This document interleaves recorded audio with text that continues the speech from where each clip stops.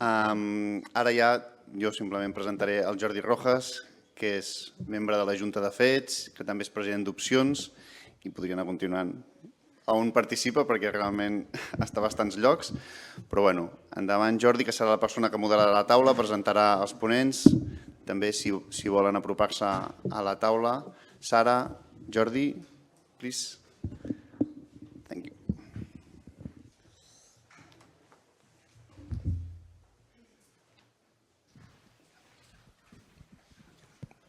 Sí. Gràcies, Sergi. Bon dia, buenos días, good morning.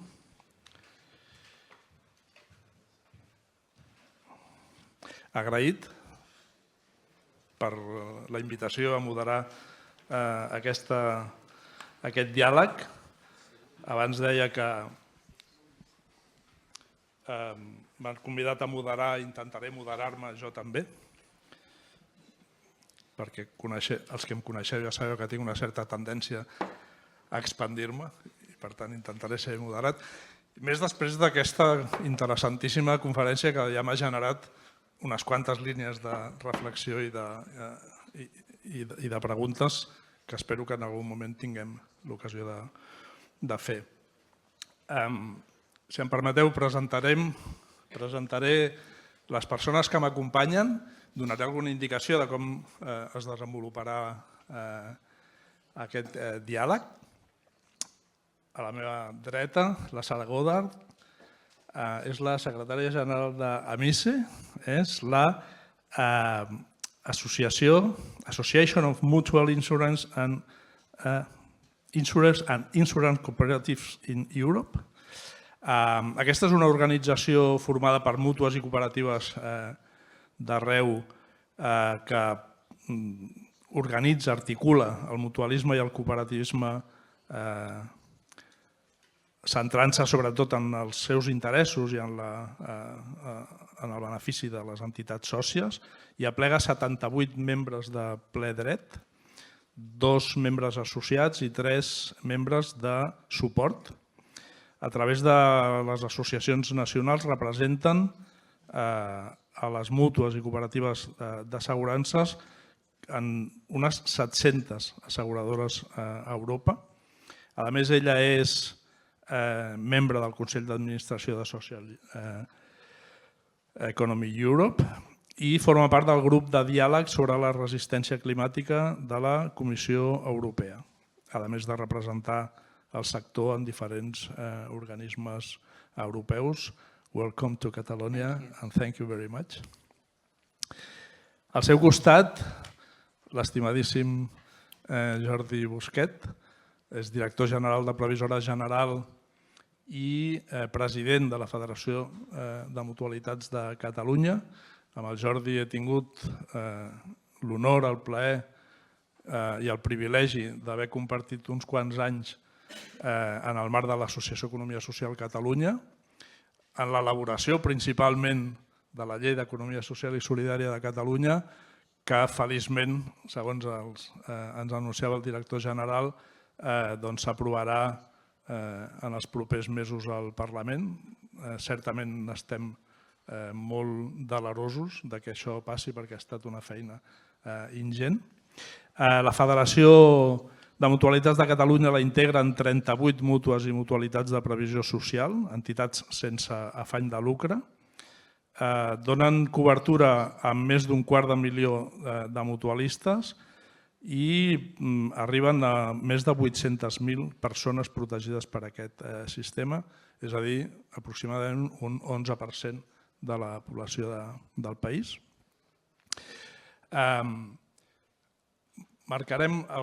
Jo faré algunes preguntes i us diré el temps més o menys que tindreu per respondre. A mi m'agradaria, tenim unes quantes preguntes preparades, el Jordi em coneix, la Sara no, però ja aviso. M'agradaria que poguéssim fer també alguna pregunta fora de guió. Crec que al final aquests fòrums, si són interessants també, abans ho deia el Marcos, és per provocar i per generar una mica de debat. I també m'agradaria, si fos possible, en conjunt tenim més o menys una hora per fer-ho, m'agradaria si al final poguéssim disposar d'alguns minuts per si hi ha alguna intervenció per part del públic. El Marcos ja em deia que sí, per tant seria fantàstic que tinguéssim també una estona per fer això. Llançaré una primera pregunta, uns 10 minuts aproximadament per persona. Aquest debat parla sobre valors de les finances ètiques i de les assegurances ètiques, que és on posa el focus aquest fòrum, i sí que m'agradaria, segons vosaltres, quins són els valors de les assegurances ètiques i, en tot cas, si sabem definir i apuntar bé cap a quins són aquests valors, per què aquests valors són importants en el món assegurador, no només per les entitats que ja formen part de l'economia social i de les assegurances ètiques, sinó perquè aquest món assegurador esdevingui un espai més ètic en el seu comportament. Sara, tens la paraula. Okay, thank you. First of all, coming from Brussels, we'd like to bring from the rest of the industry our sincere condolences on what happened in Valencia. It's been particularly traumatic for everybody just to see how appalling these things can be. And then from the view of the insurance industry, where it's been so important to showing the value of the protection that can be given to individuals, we'll come on to some of the work that we can do in that area. But really, this is an awful example of where the ethical view becomes so important. So from Amice, what we do is we represent all those insurers who work from the mutual and cooperative values and structures across the whole of Europe. The first thing I have to let you know is that in Europe, we're not all built the same. This is very different from country to country. And with the experience that I have with the Spanish industry and the Spanish social economy, and being from Ireland, I have a little bit of a vernacular, which is I'm not blowing smoke, which means that I'm not giving you an over compliment. But Spain is one of the most progressive countries when it comes to these sorts of value-based systems, and in particular social economy systems, the support of the individual, the support of society, and my congratulations to you all for all the work you've done. And hearing what's happening in the university, hearing what's happening at the highest levels with the various sectors and governments, you are a shining light to a lot of us in the rest of Europe, and you provide us with the information and the experience that we can bring to the European institutions about the way forward. You show us how this can actually progress for the better of society and the better of the individual. So thank you, all of you. You make my life easier by all of this. I think one of the things that this shows, though, is that we have such a diversity. So we have a diversity across Europe, and we have a diversity within our insurance sector. As I say, within Amice, we represent specifically what some may call the values-based insurers. So those that have these legal formats, which means that their viewpoint is either as a cooperative to their workers, those owners, or as a mutual to their policyholders. Now that legal definition of mutuality differs from country to country to country to country. Each of the EU member states has a different definition. And that means that we have a very difficult world in which to navigate when it comes to values. The values are very different country to country. But it also reflects that in Europe, every member state is different. Every society is different. Every culture is different. Where we have a commonality is where we can really progress it forward for the value of the individual, for the safety and security of the policyholder and society as a whole. And that is what we try to do. So let's look at what this sector actually is in European terms, having said how different it was. And to give you an example very briefly, there are several countries where there's just one cooperative insurer, one mutual insurer. There are certain countries in the EU where there are none. The infrastructure may be there, but for all sorts of reasons, they do not exist. But at the same time, what we represent actually is something that's coming more and more into the top level of the legislation, which comes down into the whole of the community of insurers across Europe, irrespective of whether they are mutual, cooperative, stock listed, private. One of those reasons is in certain countries, Spain being one of them, France being another, in fact, Finland being another, and Germany being another, these types of models are, in most cases, in certain cases, even dominant in the insurance sector. So across Europe, across the EU, approximately 1/3 of all insurance transacted is either mutual or cooperative in nature. That means it's focused towards the values environment. It's focused towards the ethical environment. It's focused towards what benefits the policyholder. It's not focused towards what benefits the institutional investor, what goes out of essentially what becomes a virtual circle of social economy, a virtual circle of raising, as they say, when the tide comes in, all the boats get raised up. It's the virtual circle that we bring to the institutions. But within our sector, we're not homogeneous either. So as I say, Spain, one of the most advanced countries as far as the EU is concerned in its attitude towards social economy. With the whole area being the focus on the policyholder, the democracy that is constitutionally within that model, and then the responsibility to society that comes through on this. So then let's look at what those values are and how those actually convert into ethical insurance. They're different. They're different from country to country. They're different from society to society. They reflect the cultures that we have. And our cultures are different. And we find that when we sit around the table in Amice, and we could have somebody from Greece, somebody from the Netherlands, somebody from Spain, somebody from Portugal, somebody from Italy, somebody from Hungary. We have very, very, very different individual views on certain things, but we can still find the commonality. And that commonality actually then translates itself into what are the true values of the mutual model. And those values, I come back to the area of, for example, sustainability. Now, sustainability, a lot of people have seen as being the environmental side of things, which is obviously incredibly important. Valencia proved that. Florida recently proved that. Just this week, we were having a meeting with NatCat, a NatCat modeling company.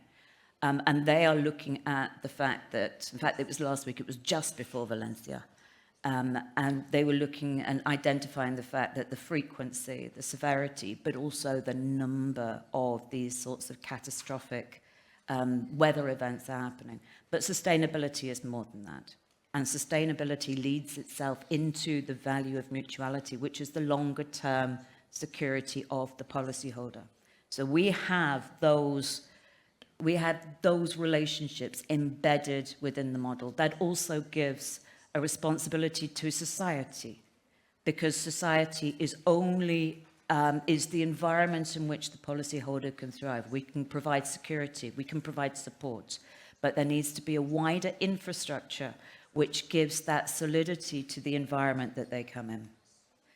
So where we come into it as Amice is bringing the views to the wider European legislature. One of the challenges that we have at the moment is that of a lot of legislation happening very quickly. It was very interesting hearing about things like disclosure and transparency from the insurance sector.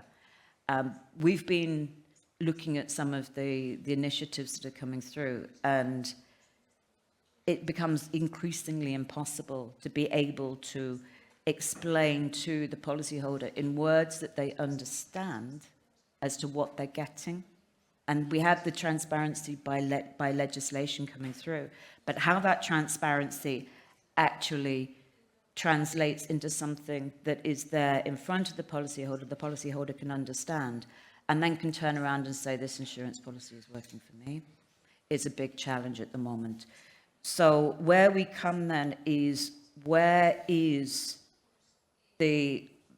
which values and then what value can we actually propagate for the betterment of society as a whole in a pan-European environment. We are working on so many different aspects at the moment. Having said that, we're still working with some of the hangover of the last parliament. We have a new parliament in place, as we know, elected back in June. That parliament is still waiting to have the final details of their individual dossier. So it's still not clear how much of the work that we're doing on the ethical environment is actually going to be translated into the new work that happens at the European level.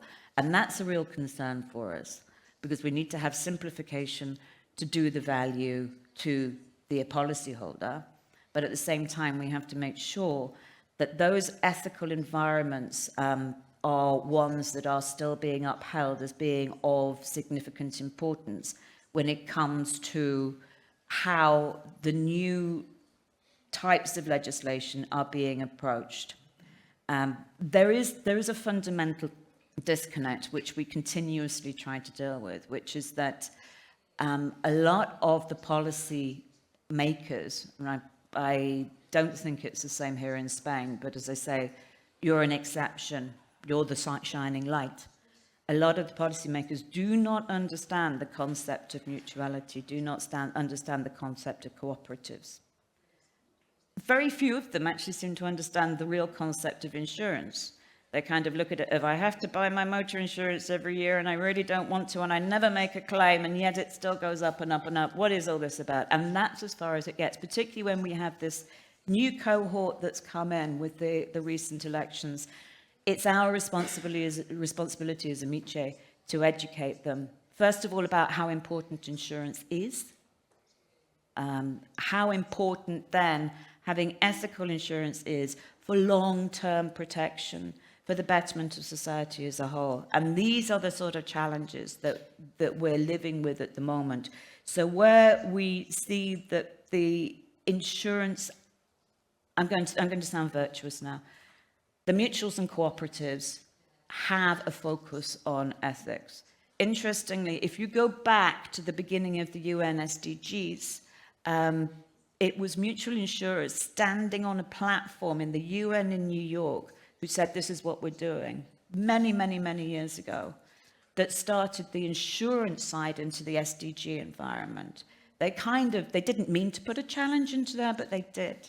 And suddenly insurance, which is always kind of, again, an Irish phrase, the country cousin to banking, you know, they're like the guys over there that just do that stuff that we're not really involved in, not really interested in. Insurance kind of got onto the big stage. Again, we're involved in UNEP for principles for for sustainable insurance.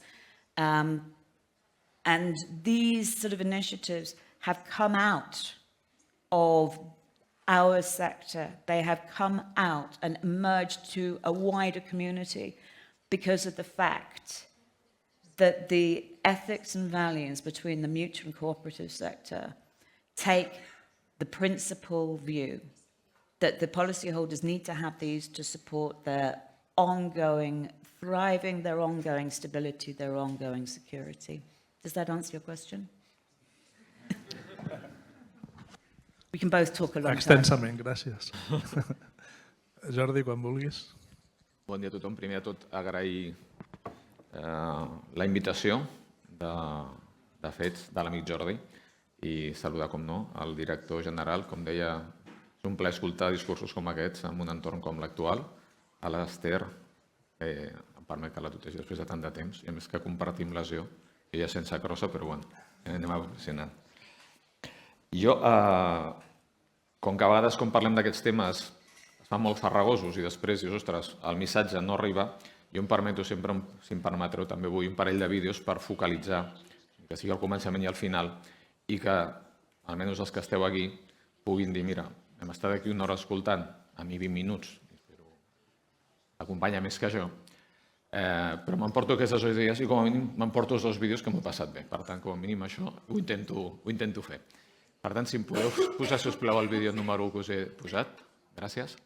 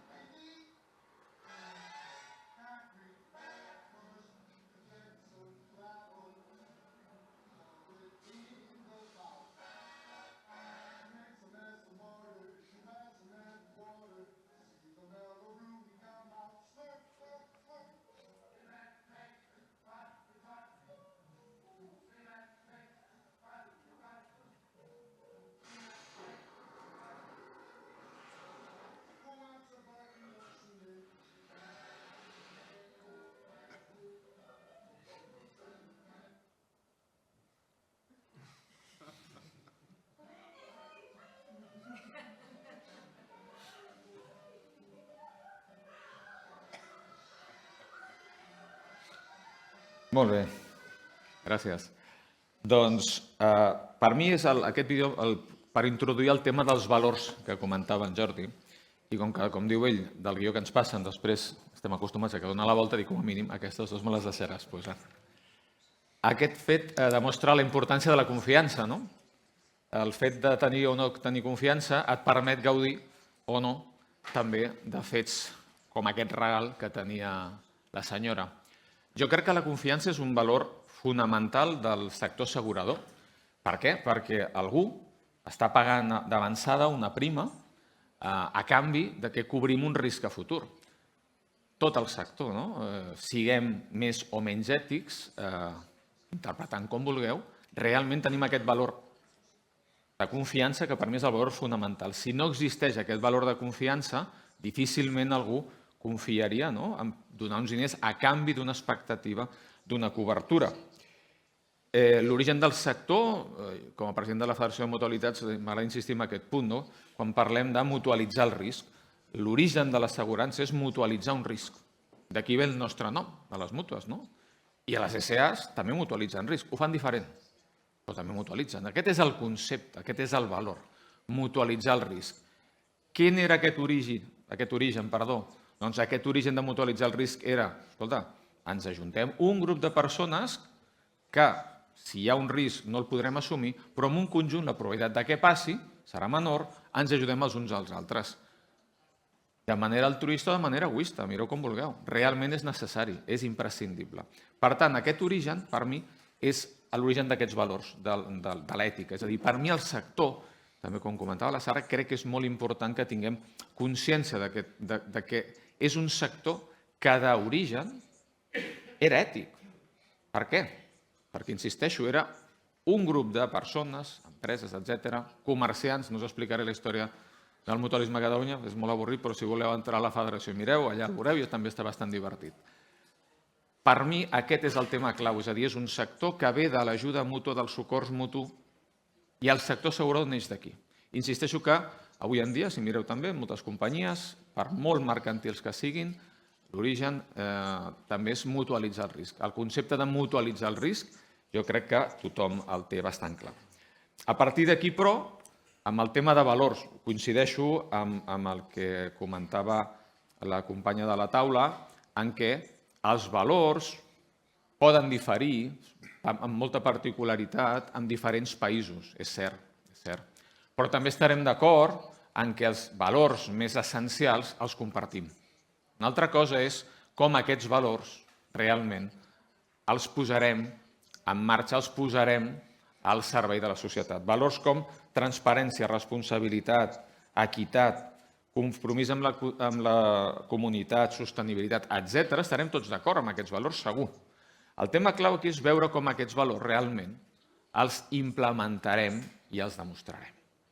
També m'agafo el que deia el company de la introducció i de la xerrada de l'OPF, m'ha agradat molt, i comentava un tema important, que és dir, és que ser ètic pot ser rendible. Ser ètic pot ser rendible. Benvinguts els que vulguin ser ètics per ser rendibles. Si això ens ajuda que hi hagi més genètica, fantàstic, no? Però jo crec que bàsicament hi ha tres grans enfocs amb el tema de l'ètica. Una és el que va vinculat al tema de la rendibilitat o d'imatge de màrqueting, la famosa RSC, la responsabilitat social corporativa. Algo que és molt bo, però dius, si això pot ser una estratègia de màrqueting. Pot ser. No dic que ho sigui en tots els casos, però pot ser. Per tant, vaig amb un interès, sigui financer, sigui de màrqueting, vinculat a les ventes futures, etc., per retenir la meva cartera, i potser no m'ho crec. Però vaig a ser ètic perquè em surt a compte. Hi ha l'altre, que també comentava la Sara, que és dir, anem a posar aquests valors, els anem a identificar i anem a fer força a l'organisme regulador, que d'alguna manera puguem definir què és transparència. Escolta, què vol dir transparència? Què significa? Com ho tindríem que implementar les nostres entitats? Aquest per mi és un tema important. Per tant, aquests valors, que podem estar tots d'acord i que podem debatre, però segurament no generarem gran conflicte amb els valors, jo crec que la diferència estarà en com s'implementen i com es demostren aquests valors. Com una entitat ha de demostrar que és transparent, com una entitat ha de demostrar que és responsable, com una entitat ha de demostrar que té un compromís amb la societat. Si no hi posem uns mínims o unes guies, cadascú pot dir que ho fa i ens ho haurem de creure o no. O sigui, no haurem de buscar indicadors, com comentava el company, i tindrem que anar a veure si els compleix o no. Per tant, bé regulat a nivell públic o bé autoregulat o a nivell privat, necessitarem uns estàndards que demostrin si aquests valors s'estan aplicant o no s'estan aplicant. I per mi, per acabar amb aquest punt, sí que m'agradaria insistir que està molt bé el tema de valors ètics perquè ens obliga la legislació, benvinguts, així en serem més, benvinguts els que s'apuntin a l'ètica, als valors ètics, perquè obtindran un rendiment financer addicional o, a nivell de màrqueting, els generarà una imatge de marca fabulosa, però m'agradaria que la majoria siguem dels que ens ho creiem i haurem de fer l'esforç al revés. Escolta, agafem aquests valors, ja que som ètics, i hem de seguir sent rendibles, hem de seguir comunicant-ho, però amb aquesta essència que és de creure't els valors i després ja anirem cap a la resta. No, com que ho tinc que fer obligatòriament, com que això és un tema rendible, em converteixo en ètic. Insisteixo, benvinguts siguin, ja li donarem el to. Gràcies, Jordi. Per tant, entenc que això que alguna gent diu que finances ètiques o assegurances ètiques és un oxímoron, no ho compartiu. Poden haver-hi finances ètiques i poden haver-hi assegurances ètiques. Les dues persones que m'acompanyeu representeu organitzacions que articulen i organitzen i, per tant, és el mutualisme, l'assegurança organitzada. Penseu que és important per fomentar aquests valors i per fomentar les assegurances ètiques, les vostres organitzacions i, en tot cas, quines són les principals estratègies des del punt de vista organitzatiu que creieu que ajuden a fomentar les assegurances ètiques. Sara? Okay, thank you. That's a difficult question to answer because, again, my network is so diverse. So what is ethical here may not be perceived in the same way in a different country. So again, we have to sort of rise and find the common denominator across everything. One of the challenges that is very common at the moment is that of, I hate to say it, it always ends up being said in an insurance sector, meetings, Solvency II, because of the requirements on certain aspects such as the retaining a solvency margin, being able to have the assets and investments be perceived at a certain level and a certain level of risk and therefore in a certain tier. And that can have a profound effect on first of all, the investment strategy of an insurer, whether they want to be in certain parameters or not. And then also what sort of products they can actually issue and the sort of riskiness of those products as it's being perceived and being measured under the Solvency II environment. And you may know that the review was finalized this week, so we're just about to enter into a very, very profound time of a lot of consultations on the technical provisions under the level 2, so this is the next step after the directive comes in. Don't worry, we're reaching into our members' organisations. We're getting the technicians in from there, so I won't go into the detail here also because at the moment my head is so full of it that it's sort of like it's like a numeral bath going around in that. The network, though, becomes really important. The network becomes important for a number of reasons. First of all, because we are reaching out to the policymakers from across Europe. So finding the commonality through our network means that we can bring that influence at the top level. We can bring the views where we will understand what actually triggers into that particular member state and what's important. So our network gives us the knowledge. It gives us the spread and it gives us the opportunity to find the common denominator, to find this bit that's actually important to everybody. Because if we try to do this on a solo run, member state by member state, it ends up broken for everybody. It doesn't work out for the member state that's trying it because they will not be understood if you're going out and speaking to people from other countries which have different backgrounds. But by having a network within, across the whole of Europe, within the industry, we are actually able to bring common views where everybody is in agreement and we work in a spirit of consensus. So, for example, I'll give you a live example. At the moment, we're working on a consultation. We've just completed a consultation for, on proportionality. Again, I know it's terribly technical, it's terribly dull, but actually these are the sorts of things which are the infrastructure underpinning what you are able to do, how you can go about your business, what sort of values you can bring in, what sort of ways you can actually structure your business, focus on your policyholders, make the societal challenges better in the way that you see. So we're doing that kind of, we're kind of like the builders that are pouring the concrete into the foundations, so you can build the house above it. But these are the foundations that we're setting at the moment. So when we talk about proportionality, for example, which is incredibly important for our sector, incredibly important.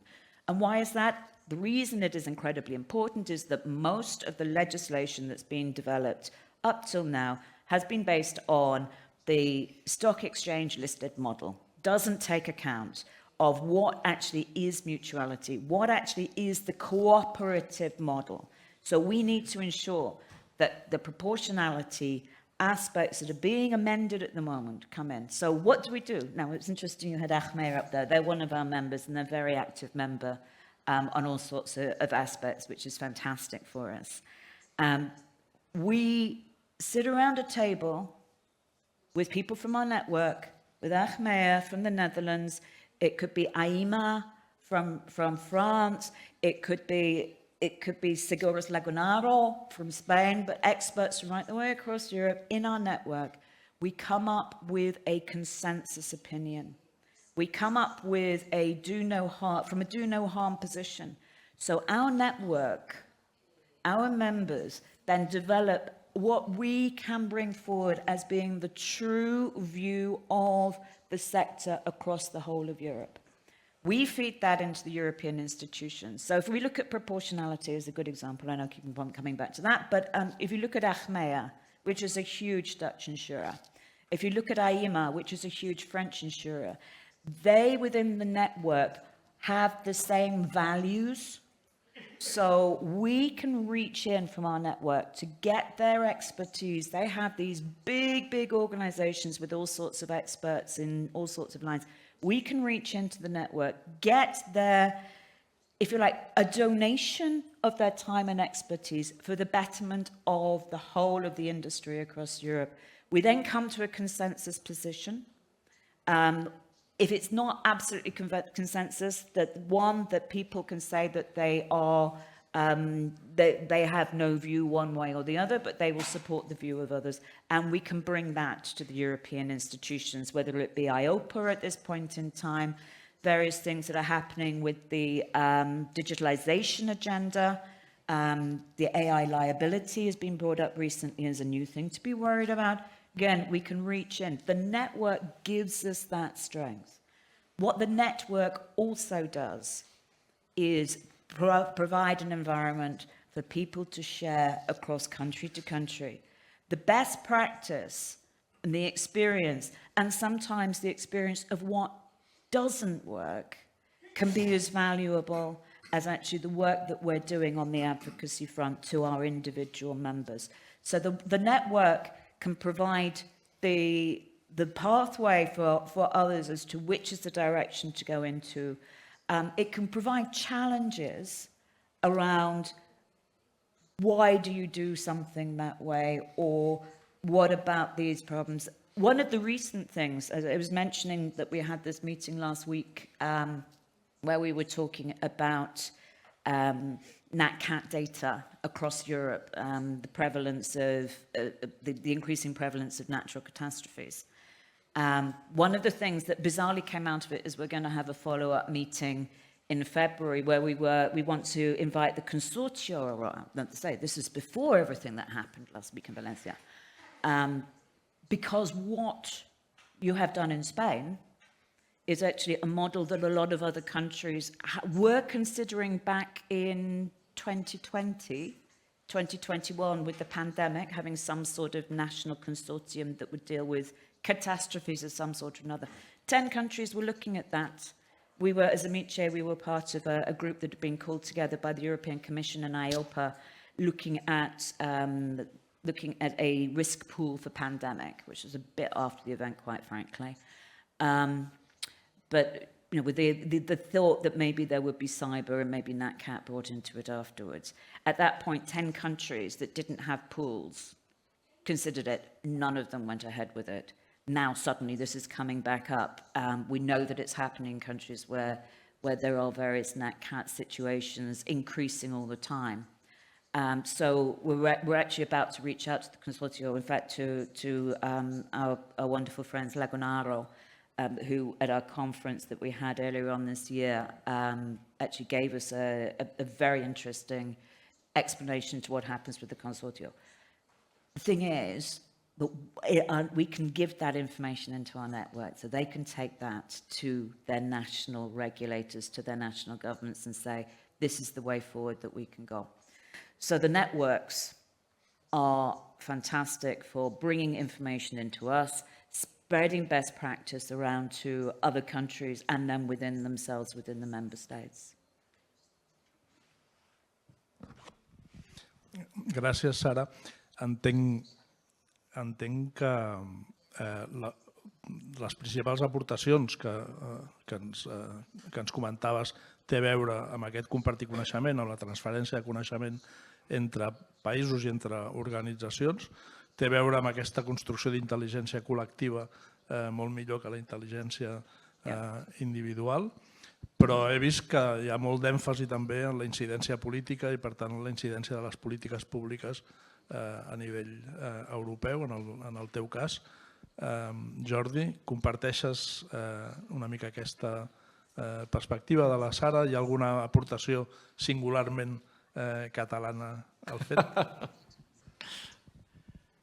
Jo estic d'acord amb el que apuntava la Sara, però jo crec que hem de buscar una visió del bottom up, o sigui, de baix a dalt. És a dir, jo crec que aquest compartir a nivell internacional està molt bé, però crec que en el sector i en el món de l'economia social, que hi ha tanta diversitat, crec que el que s'ha de fer també, sense descartar això, sense cap mena de dubte, però també crec que és molt important que les diferents visions, que les diferents formes d'entendre, no amb altres països, que comentava la Sara que estic d'acord, sinó inclús dins de casa nostra.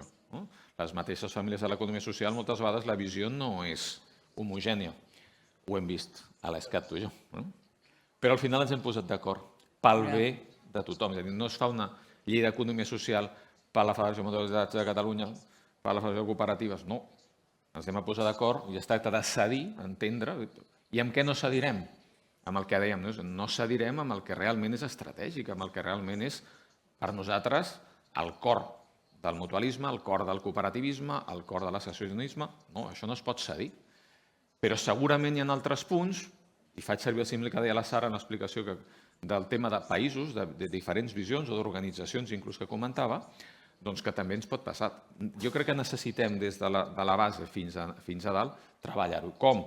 Jo crec que amb la línia que parlava, és a dir, compartir, hem de generar espais de trobada com aquests. Nosaltres ho fem a la federació, anant a la visió aquesta catalana que deies, no?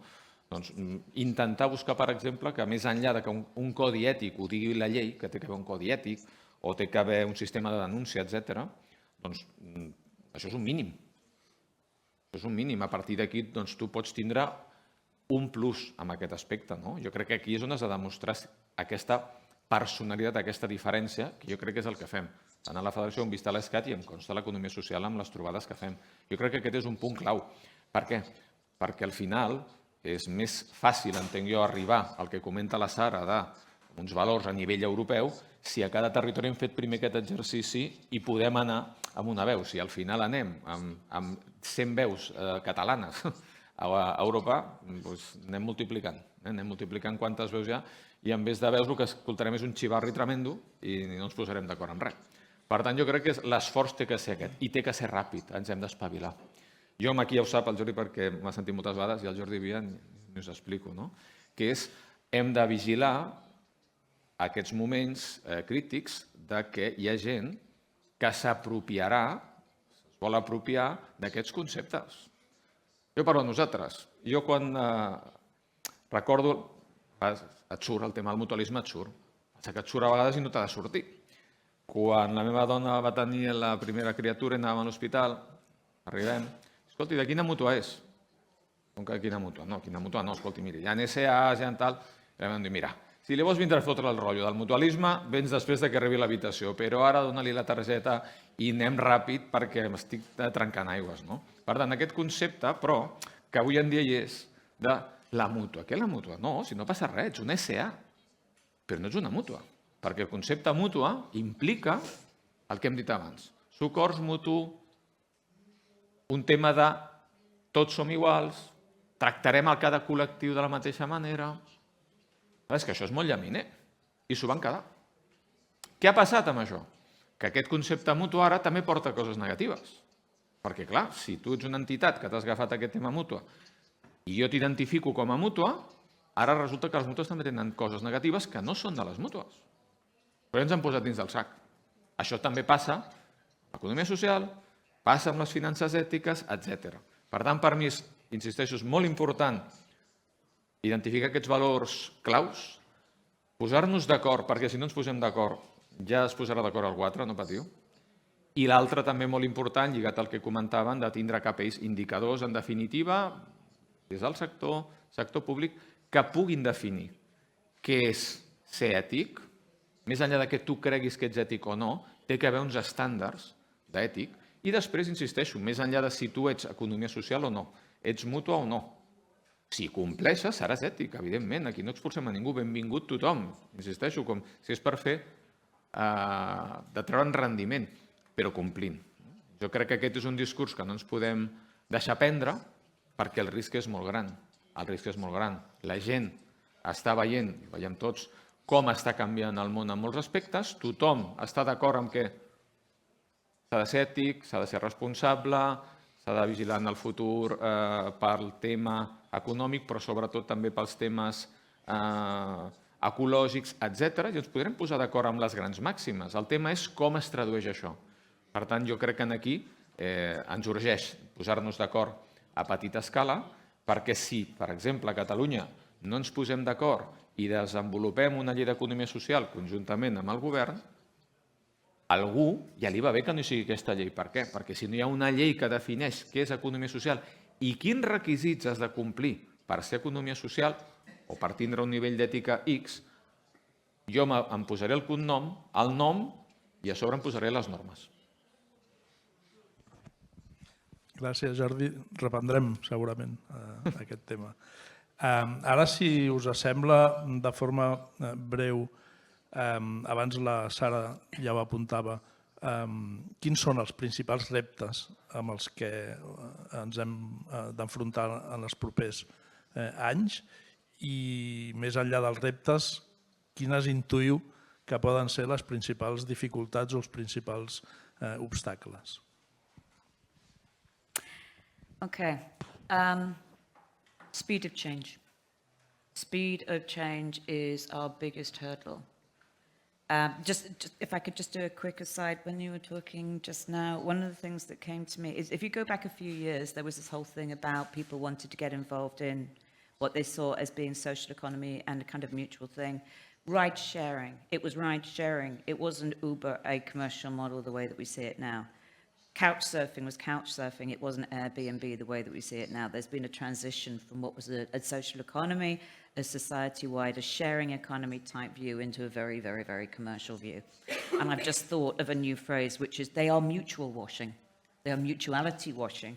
So when you were talking about the hospital, and it's called a mutual, but in fact it's just, In fact, it's stock listed. Maybe we need to look at that. Maybe what's happened is that the whole concept of mutual has been hijacked elsewhere, and therefore people don't really understand about it anymore. Maybe that's something that we need to consider, because particularly for younger people, they've been taken along by these models, and it's transcended into something completely different. So just a side thought, so my apologies for that. There was just sort of something going on. So we have speed of change. We have challenge of resource constraints, and we have the shortage of time. Time poverty is now the biggest poverty for our industry. We do not have enough time to do what we need to do. We're seeing this at the institutional level when we're talking to policymakers in Brussels, but we're seeing it within our members. Our members, I mean, this is it's kind of like the new world of the early 2020s onwards. Nobody has enough time. There's more stuff to do. It's got more complicated. So that's our biggest constraint. It's having the speed of adaptation that we need in this very, very fast changing environment. Maybe some of that is actually being influenced by what's happening in the tech sector as well. But in fact, at this point in time, at least, particularly for some of the challenges we see, the human element is absolutely crucial. So when I hear all these things about just push it all over to AI, no, not yet, maybe never. But we need people to actually be able to understand what the implications are. We need people to actually dig into their own humanity to be able to understand what the consequences are of each of the changes that are made and each of the steps that are taken. The challenge then is those people don't have enough time. So anybody who's getting to the age of 70, not allowed to leave our industry yet, it's important that you stay with us because we need you.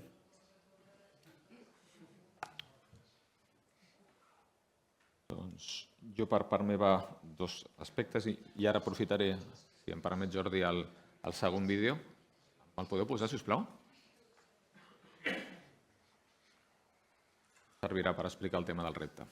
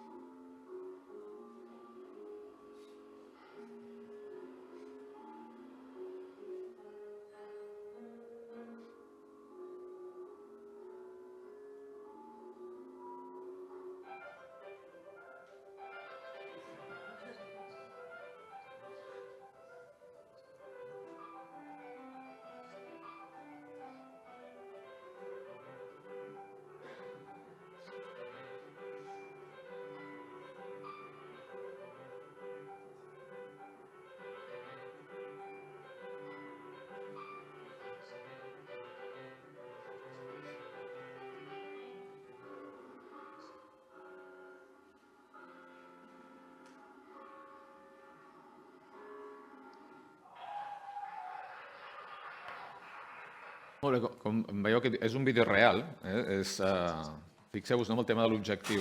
Tothom és conscient que té que fer exercici. Has sentit 1000 vegades, puja les escales, caminant, i no pugis amb l'ascensor o amb les escales mecàniques. Ho sents 40 vegades i ningú hi puja. Fins que ho fas divertit. Ho expliques diferent. I s'encomana. Perquè comença pujant un tros i dius, ostres, jo vaig darrere, l'altre. No? Per mi aquest és el repte més gran que tenim. És saber explicar la bondat de tot això que segur que aquestes jornades sentirem. Perquè hi és. I és algo obvi. No estem defensant coses estranyes.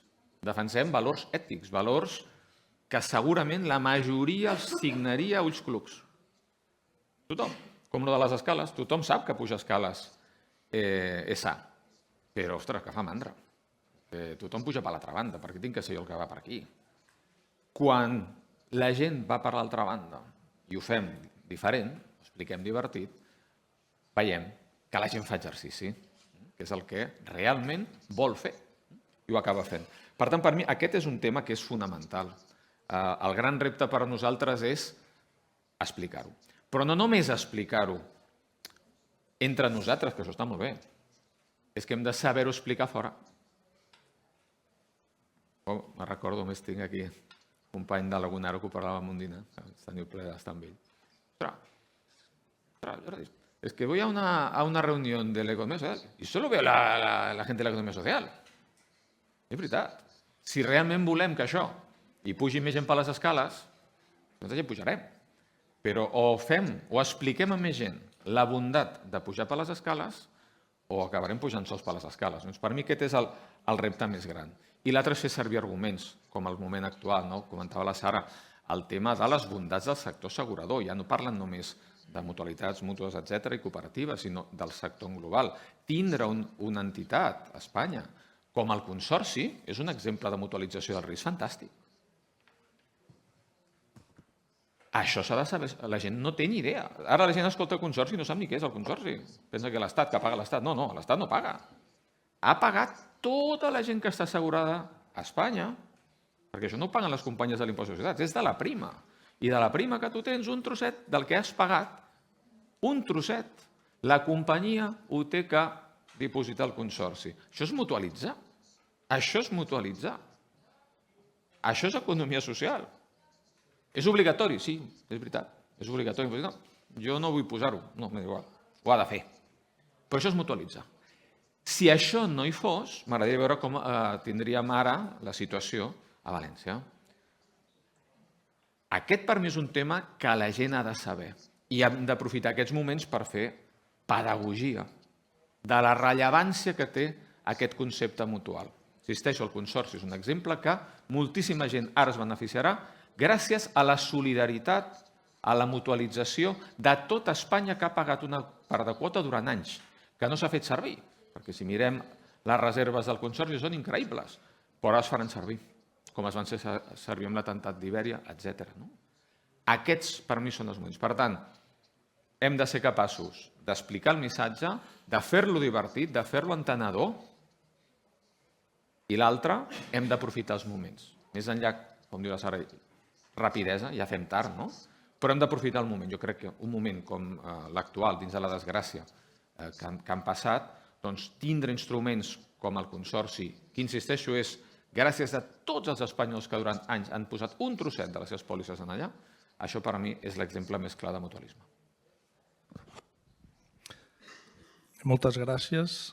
Com que encara ens queden uns minuts, si m'ho permeteu, hem parlat dels valors i crec que heu estat prou explícits en definir-los, amb la importància perquè esdevingui un sector més ètic en el seu conjunt, de la importància d'articular-se i d'organitzar-se per incidir en les polítiques públiques i per ser capaços de generar coneixement i intel·ligència col·lectiva.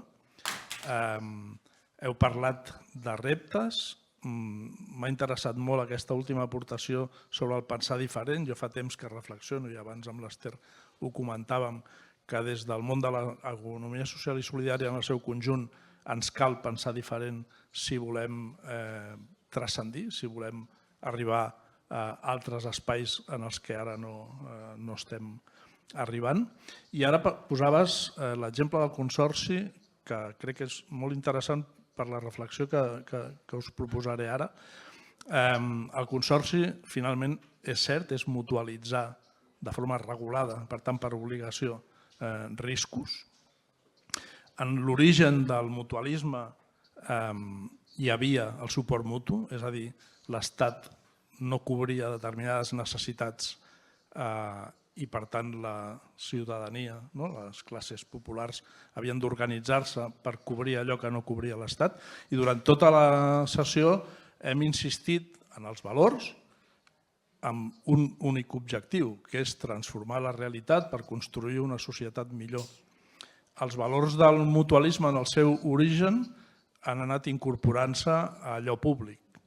Per tant, en el cas de la salut, per exemple, doncs, o en el cas de les pensions, l'Estat, allò públic, ha anat incorporant tot allò que el mutualisme oferia. Abans parlaves del mutualisme en l'àmbit de la salut.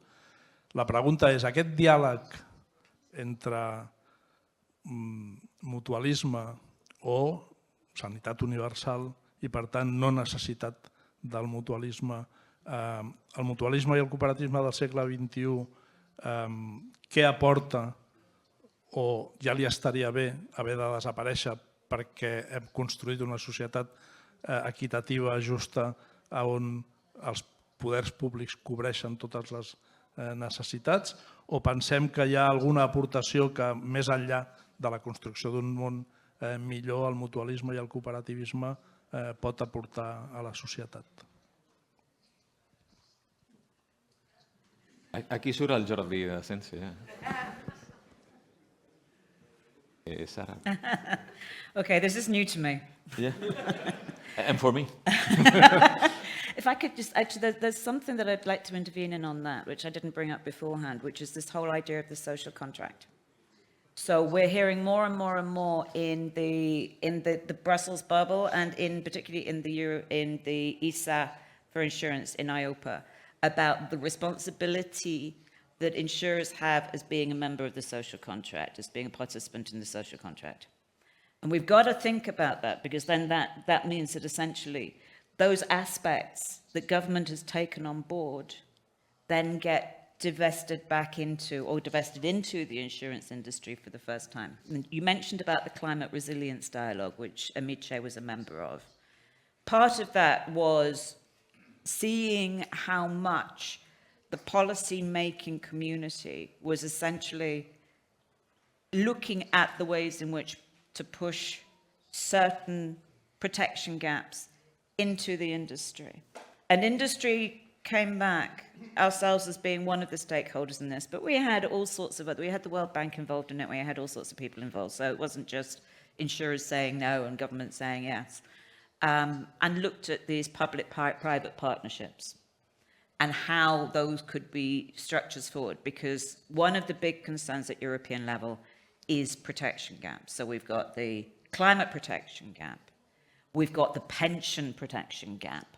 That's a big, big, big concern. As we age, is there going to be enough? Are we going to have enough of our own resources to be able to fund our old age? And we see from IOPA in particular, they want people to take money out of their banking investments, out of their banking accounts, and put them into their pensions. So that's looking at insurers filling those social gaps that are increasingly getting bigger and bigger because countries, governments can no longer fund them. There are more people, we're living longer, the risks are bigger, inflation has meant that the cost of living is higher, rebuilding places is more expensive, not just on the straightforward inflationary, but because the costs have become so much wider and the implications so much bigger. So in fact, this is the time that the mutual sector can shine, because we're in this environment where not the risks per se, but the panoply of risk and the volume of risk and the scope of risk is getting so wide that governments are finally saying we can't do it. Now, whether we can enter into these PPPs, these public-private partnerships, to make this happen is something that, again, will have to be a sector by sector, country by country, state by state, project by project environment ultimately.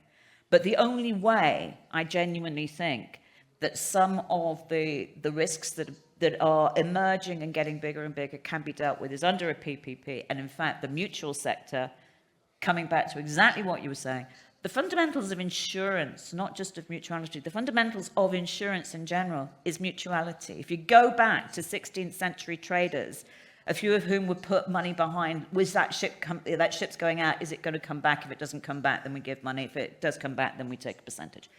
that mutuality is the basis of everything. And I used to have great fun with one of the previous CEOs of Lloyd's of London, explaining to them that they were one of the biggest mutuals in the world, and maybe they should become a member of a mutual. He didn't kind of find it particularly funny, but it was worth actually just bringing to him from time to time.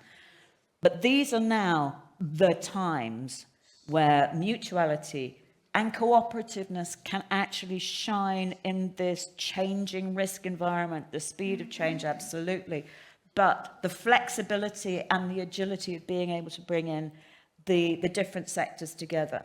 Because we're living in a world, we're living in times of fragility, absolute fragility. I mean, I don't know about you guys, 2 nights ago I could barely sleep to find out what was happening in the States, right?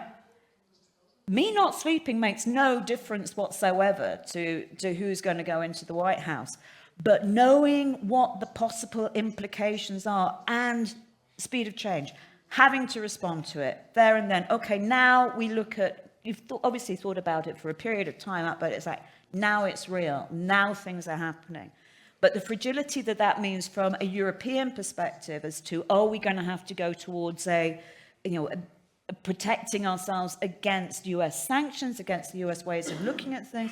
This is all the change. But bringing the different parties together, whether it be seen as being under the envelope of the social contract or within a spirit of genuine cooperation around all sectors, can actually lead to something that leads us all to thrive the way that we actually all aspire to do so. Jo crec que tot i que em vulguis posar una pregunta per posar en perill el mutualisme, que espero que no. El que diu la Sara, jo crec que sempre hi haurà un gap. No? O sigui, aquest concepte de que les mutualitats van néixer perquè en aquell moment no hi havia cobertura per part de l'Estat. Jo m'agrada més el concepte de la Sara. Hi ha un gap sempre, és a dir, en aquell moment el gap era molt gran. Hi havia un forat molt gran entre el que necessitava la gent de salut i el que hi havia, que era res. Això és infinit. A mesura que ens anem apropant, aquest gap es va reduint, però sempre hi serà. No perquè inclús l'Estat en un món ideal fes tota la cobertura, sinó perquè faltarà veure si la gent la vol rebre d'aquella manera. És que suposar que tu rebràs una cobertura com l'Estat vol que la rebis és molt suposar. Jo dic sempre que tinc un conflicte amb això, que és la salut pública. Per mi la salut pública és del públic, no del polític. Llavors el públic és la gent, decidirà com vol aquesta salut. Si jo tinc una cobertura universal, però per mi no és suficient, perquè com que vic en un poble de l'Empordà, allà no tinc el consultori, i ho he d'entendre, perquè clar, m'he d'agafar el cotxe, m'haig de desplaçar, tinc que anar al poble del costat perquè no arribem. I per què nosaltres no podem posar-nos d'acord en el poble i tindre allà un dispensari? D'això t'he explicat perquè us atabalo sempre amb historietes d'aquestes, no? Però n'hi ha moltes. Hi ha moltes entitats a Catalunya, moltes petites mutualitats que encara existeixen, que donen cobertures que aquest gap és molt difícil de cobrir. Pràcticament és impossible que l'Estat pugui arribar a cobrir tots aquests gaps. És pràcticament impossible. Jo ho veig com una oportunitat amb el que comentava també la Sara, que per mi és una oportunitat si expliquem bé, si realment expliquem a la gent totes aquestes bondats, perquè això és un avantatge per l'Estat. Ara estem veient com el tema de Muface. Muface és una mutualitat. I què ha passat? Que ara diuen, no, miri, amb aquest acord que hem de fer amb les companyies, amb aquests preus no arribem. Si tot aquest col·lectiu té que passar a la salut pública, el col·lapse pot ser monumental. Monumental. Això és impossible. Tenim dèficit, deute. Com es farà tot això? És impossible. Per tant, la col·laboració públic i privada és fonamental. Ara, si al privat, per mi, li poso el més públic, és a dir, el polític i el públic, és a dir, me'n vaig, en vez de col·laborar amb SEAs, amb mútues, amb mutualitats, amb cooperatives que apostaran pel territori, que maximitzaran el resultat en el territori, jo crec que això és fabulós. Jo tenim històries amb mutualitats on col·laborem amb el CatSalut. És més, hi ha moltes entitats que s'han convertit la part hospitalària en fundacions amb acords amb el CatSalut, on, escolti, al final vostè està pagant el cost del metge, però que l'espai el cedim. Quan val construir aquell hospital? Quan val tot l'equipament mèdic que hi ha allà? S'està cedint de manera gratuïta. Això no se sap. No se sap. No, és que aquest és privat i després veus les enquestes, és que el 65% dels llits a Catalunya són privats. I el 80% d'aquests són d'entitats sense ànim de lucre o de fundacions, mútues i mutualitats. Això ja no es diu. Escolta, jo em quedaria molt més tranquil si m'ho diguessin. Per què? Perquè al final qui són els propietaris d'aquestes entitats? Doncs els 800.000 que tu comentaves abans, Jordi. Aquests són els propietaris i aquests dubto que tinguin gaires ganes de que el seu centre mèdic, el seu hospital, el seu casal d'avis, que també n'hi ha, biblioteques, etc., que s'ha fet amb aquests fons d'aquestes entitats, se'n puguin anar a l'estranger. Ni de broma, que no. Això es quedarà aquí. Això és riquesa del territori, això és proximitat, i decideixen ells. Per tant, jo crec que és un tema clau, aquesta col·laboració, explicant i diferenciant el privat d'una mercantil totalment lícit, insisteixo, d'una entitat mutual que està al territori, que decideixen els mutualistes pel seu territori, i dubto que es tirin un tret al peu perjudicant-se amb ells, el territori i els del seu entorn. Gràcies. Per tant, entenc que el model de col·laboració público-comunitària cooperativa i, per tant, en aquest privat sense afany de lucre seria el model al que podríem aspirar en aquesta cerca de construcció d'una societat millor. A mi m'encantaria que ho veiessin així. Seria aquesta la conclusió. Si algú del públic té inquietud i vol fer alguna pregunta, alguna reflexió, tenim 5 minutets. Si em permeteu, micro, ho dic perquè hi ha traducció. Soc Francesc Santa Susana. Només una pregunta en un món tan globalitzat i un món que realment el capitalisme predomina per tothom. M'agradaria saber una mica com podem mantenir el talent jove en un sector financer i assegurador que moltes vegades no és atractiu, no? I m'agradaria saber una mica quines són les mesures. I l'altre, que per mi és fonamental, quan la Sara parlava que ens fem grans i que tenim de preveure, per mi és molt rellevant la solvència. Per què? Perquè la solvència és el que estem fent inversions a llarg termini, no? I també m'agradaria saber una mica envers les mutualitats, que jo m'hi sento molt identificat, una mica. Per què? Perquè hem vist entitats financeres, les caixes, que havien fet una gran funció, desapareixen i a partir d'aquí perden un gran actiu per el que comentaves tu, Jordi, no? Aquest territori. Però, clar, les mutualitats també tenen uns riscos i a mi m'agradaria saber una mica com estan previstos les solvències, com estan previstos els recursos que puguin tenir alguna problemàtica, perquè al fi i al cap la gestió és fonamental, sigui Mutualisa, sigui SA, sigui SL, i és important tenir guanys perquè si no els reinvertim i ens fem grans, tots sabem que anem enrere en lloc d'endavant. Tan sols era pregunta del talent i de la solvència. Okay, just small questions then, thank you. You're right on the talent. It's a real challenge. If I come back to the fact that insurance for a lot of people is grudge. Don't want to buy insurance. Buying a promise to pay does not actually, you're not getting something tangible. You're not even getting a game to play or something. You're just getting something that happens if something goes wrong. So you start off in an environment where people don't know about insurance, and no matter how much we've tried, and I'm not saying about Amici, I'm saying about the industry as a whole, tried to educate and have brought in so many messages, so many examples of the value in all sorts of ways, whether it be on the medical side, repatriating people from hurricane sites, or whether it be, let's see what happens from here recently. Insurance is, well, first of all, dull. Speak to anybody who's young. Speak to anybody who was young. Speak to anybody who is here now. And how many people actually decided to go into insurance for their commercial business? How many people decided when they were a teenager that they wanted to be in insurance? I rest my case. Right. We all fall into it one way or another. And it's increasing. There are more and more pulls as to why people will fall into other things rather than insurance. And then when I was young, which was about 100 years ago, the the banking sector was like oh my God, that's like the place to go. Like anybody who wanted to be in one of the big global banks. That changed a bit. That's coming back. The problem is, how do we make insurance attractive?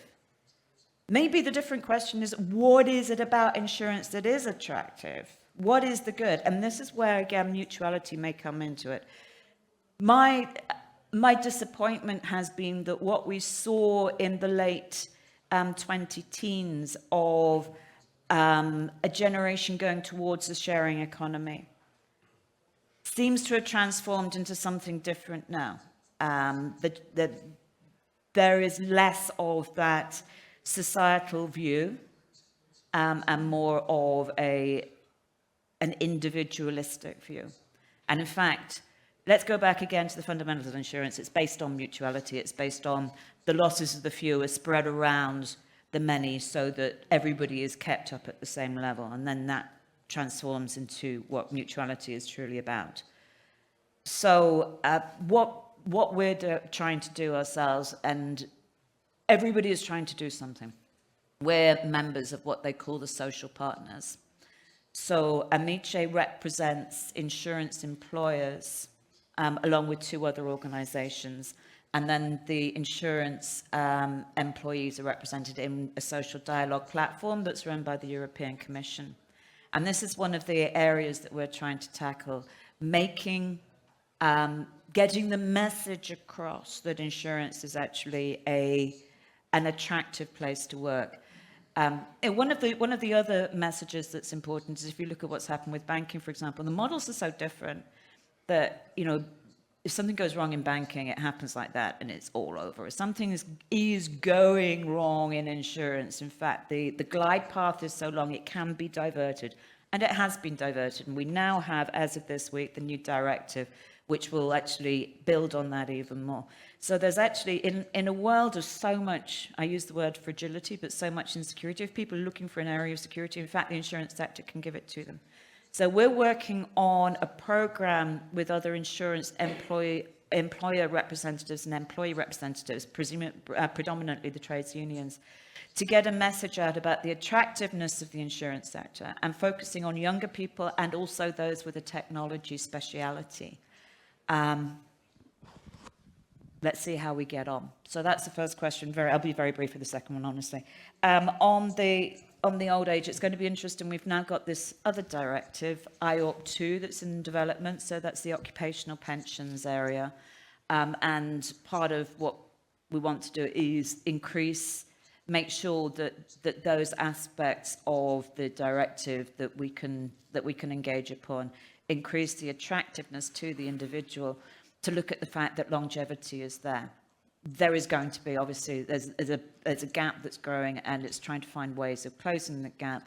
The institutions in Brussels and in Frankfurt are very, very concerned this is going to be the next catastrophe, financial, economic catastrophe in Europe if nothing is done about it. So there is support there.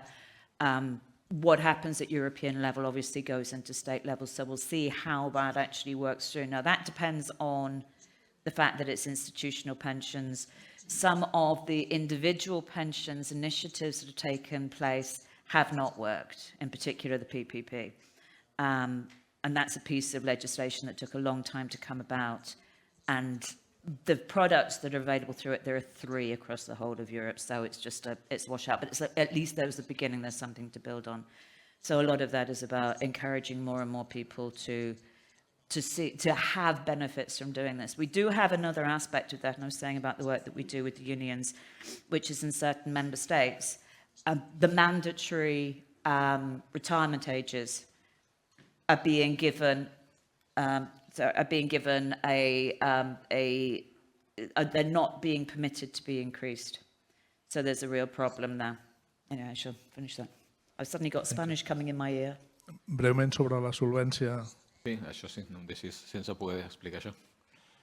Molt ràpid també, del primer punt del talent, jo tornaria en el tema del guió que comentàvem abans. No? Si algú li diem vostè vol vindre a treballar al sector assegurador, vol treballar al sector assegurador, quina imatge té? No?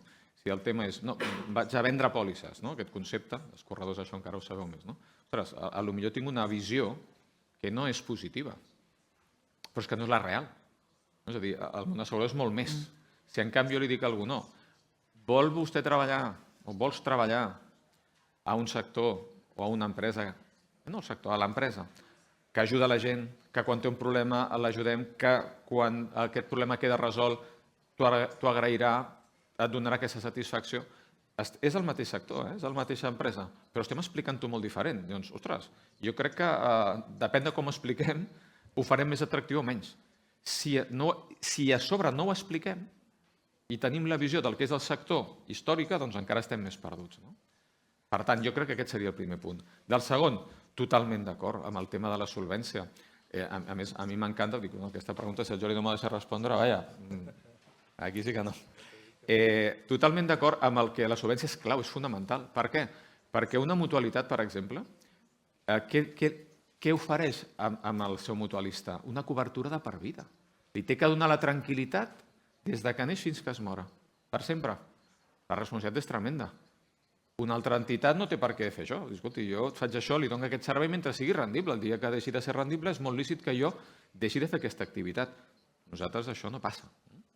Quan va haver el canvi a Solvència 2, les administracions públiques ens van reunir a la federació. Escolti, miri, és que vostès ja han vist les caixes que els ha passat.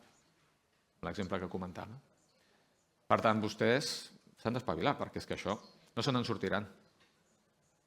Mira, això és una normativa, nosaltres fem els números i nosaltres sí que ens en sortim, però de sobres, no? Què ha passat? Que la solvència de les mutualitats més que doble la de la mitja d'Espanya.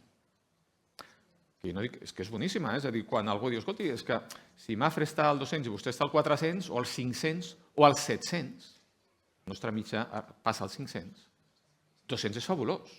És més del doble del que et demana. Per tant, Mafre, AXA, Allianz, Zurich, 190 fins a 220. És excel·lent, rating màxim amb aquest tema. No fa falta que tinguin més. Jo entenc, de fet, diu, escolti, jo amb això n'hi ha prou, ja doblo, i et dono garantia en l'assegurat, en aquest cas, dono continuïtat, però també vull maximitzar l'ús del capital, perquè jo tinc un capital i vull tenir un rendiment. Això és un tema senzill. Si jo tinc 100 de capital i guanyo 10, és un 10%. Si en vez de tindre, per guanyar el doble, dius, bueno, guanyo 20 i el rendiment és un 20%. Hi ha un altre, que en vez de tenir un capital de 100, tinc un capital de 50.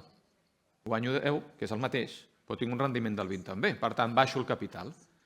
Optimitzen. La mutualitat no. La mutualitat què està fent? Creix el capital i per tant la solvència creix. Per què? Perquè no reparteix dividends.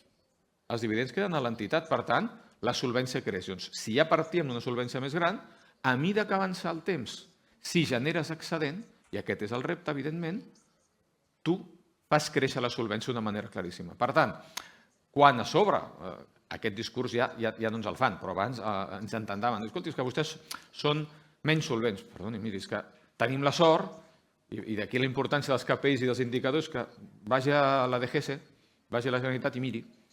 I allà mira i veurà el rati de solvència que té aquesta mutualitat, o que té la Gunnar o qui sigui, i veurà la solvència. I ara la compara amb la solvència de l'altra.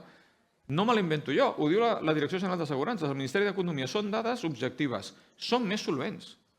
Insisteixo que una solvència del 200 em sembla fantàstica. La de 500 és tremenda.